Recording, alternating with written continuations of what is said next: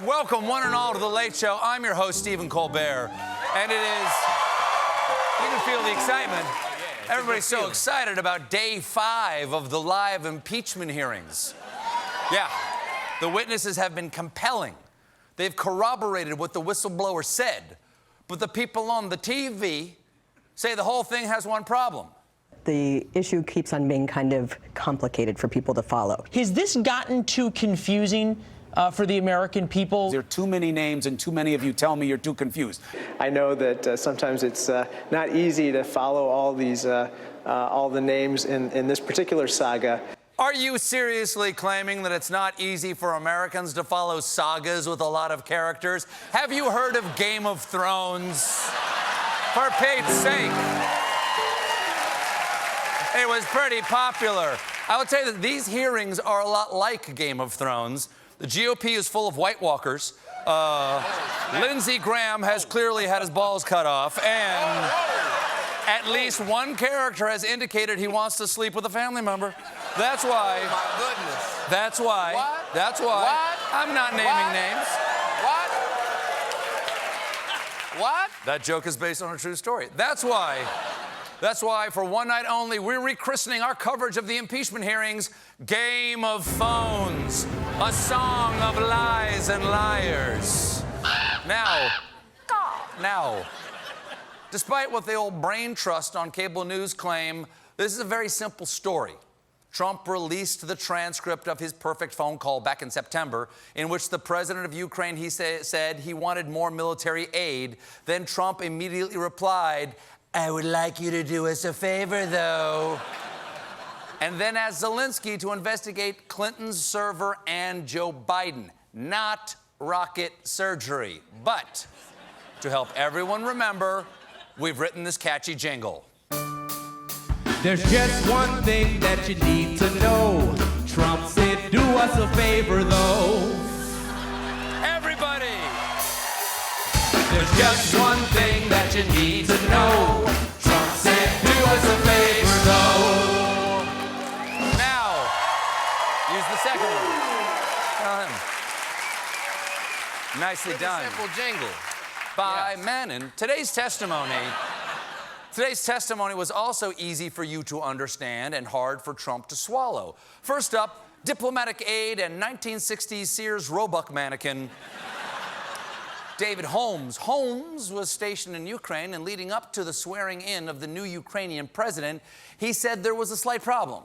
At one point during a preliminary meeting of the inaugural delegation, someone wondered aloud why Mr. Giuliani was so active in the media with respect to Ukraine. My recollection is that Ambassador Sondland stated, quote, "Damn it, Rudy, every time Rudy gets involved, he goes and F's everything up." Yes. F's. F's. Yes, which, this being CBS, I'm going to say means Rudy funds things up. He is one dumb mother funner. Holmes is best known for overhearing Trump's phone call with Gordon Sondland in a Ukrainian restaurant. But Trump says that's impossible. I have been watching people making phone calls my entire life. My hearing is and has been great. Never have I been watching a person make a call, which was not on speakerphone, and been able to hear or understand a conversation. Really? Really?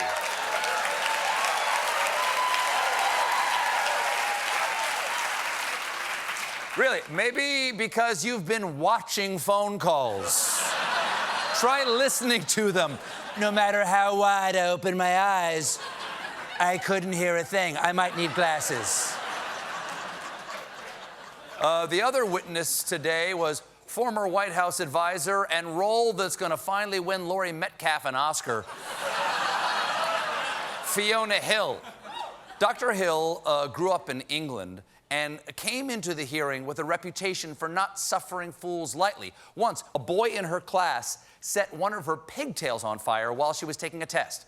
She put out the fire with her hands, then finished the test. Oh my gosh. She is... Woo, that's fierce. That's tough. That is tough.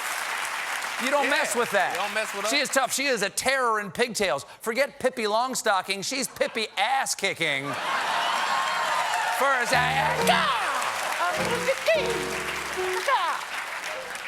the first butts she booted this morning were Republicans who insist on floating bizarre conspiracy theories about the 2016 election. Based on questions and statements I've heard, some of you on this committee appear to believe that Russia and its security services did not conduct a campaign against our country, and that perhaps, somehow, for some reason, Ukraine did. This is a fictional narrative that has been perpetrated and propagated by the Russian security services themselves. These fictions are harmful even if they're deployed for purely domestic political purposes. Oh, really? Are you sure? Because this Facebook article from Russia Today says, you're an Illuminati lizard person and I am a very smart, handsome man. Now,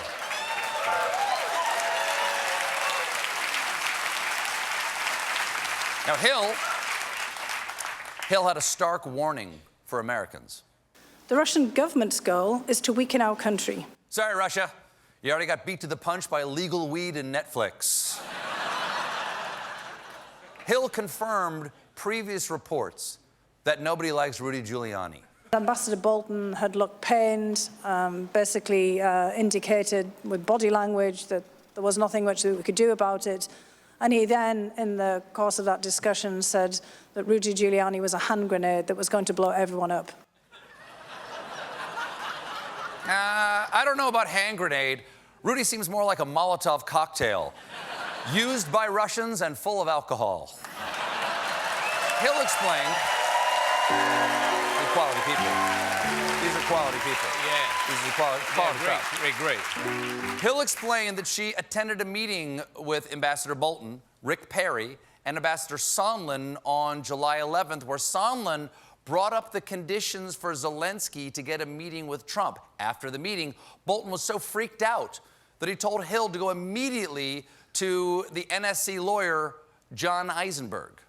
You tell Eisenberg, Ambassador Bolton told me, that I am not part of this whatever drug deal that Mulvaney and Sondland are cooking up. Yes. Mulvaney and Sondland were cooking up a drug deal. It's all in the new drama, Breaking Bald. The Prestige. A prestige drama. Yeah. Then Dr. Hill told the committee exactly how she felt about Gordon Sondland promoting the president's political agenda in Ukraine. It struck me yesterday when you put up on the screen Ambassador Sondland's emails and who was on these emails, and he said, these are the people who need to know, that he was absolutely right, because he was being involved in a domestic political errand. And we were being involved in national security foreign policy. I did say to him, Ambassador Sondland, Gordon, I think this is all going to blow up, and here we are. And now that it has, I've prepared a brief statement. In your face, I was right, so suck it.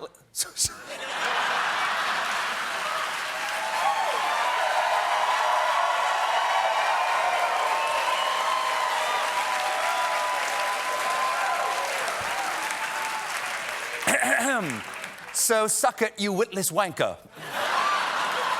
Sorry, I had a little frog in my throat. Keep going. I like her a lot. Yesterday, during the impeachment hearings, Trump traveled down to Austin, Texas, where he toured an Apple manufacturing plant. Oh, that must have been confusing for him. Guys, there's a name for an Apple plant. It's called a tree. While touring the factory, a reporter asked Trump how he felt about Gordon Sondland's testimony. What did you make of Ambassador Sondland's testimony this morning? Well, I think it was fantastic. I think they have to end it now. He said there was no quid pro quo. No. No, he didn't. Sondland said this. Was there a quid pro quo? The answer is yes.